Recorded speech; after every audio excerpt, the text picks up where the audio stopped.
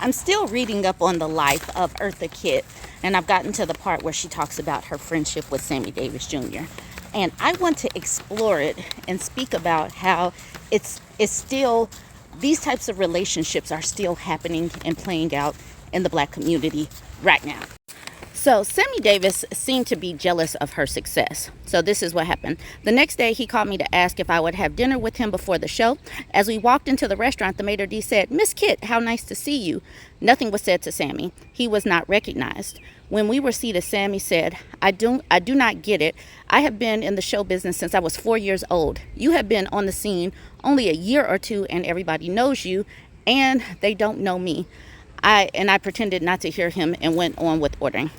Sammy and I saw a lot of each other during the San Francisco run of New Faces. I thought Sammy was a lot of fun to be with, but he was also exhausting. He gave the impression that he was looking for something, but did not know what it was. He wanted success. Yes, that was understandable, but even that was haunting him. He wanted to be recognized by all, and this was not yet the case. He was not able to achieve this on his own, though his talent was certainly obvious. Something bothered Sammy, and when he was with me, it seemed to bother him even more.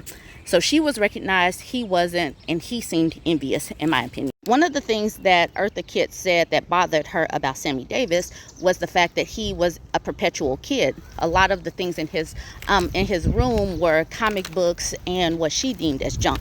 So one day she took him to an art gallery, and he started looking at all this art. And so this is where this scene came in. He said, look, Kitt, I bought all these books on painters." We investigated the artist. "Look at this painting. Isn't it great?" he asked. And then she said, "Yes, Sammy. Do you know anything about these painters?" He says, "No, I just look at the pictures." She says, "Don't you think you should read the books as well as look at the paintings?" So basically, he's just into the surface level. He likes the colorful stuff. He's not into getting this education that she is trying to give. And this is just so telling, because this is kind of how it is today, where the men of all of the communities seem to be anti-education and anti-reading.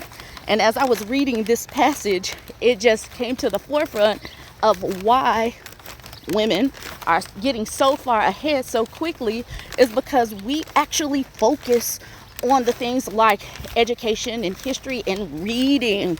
Reading books is so important. And so this was the 1950s. This was the 1950s. Why hasn't it improved in that long? You guys can jump in, tell me what you think. Like, comment,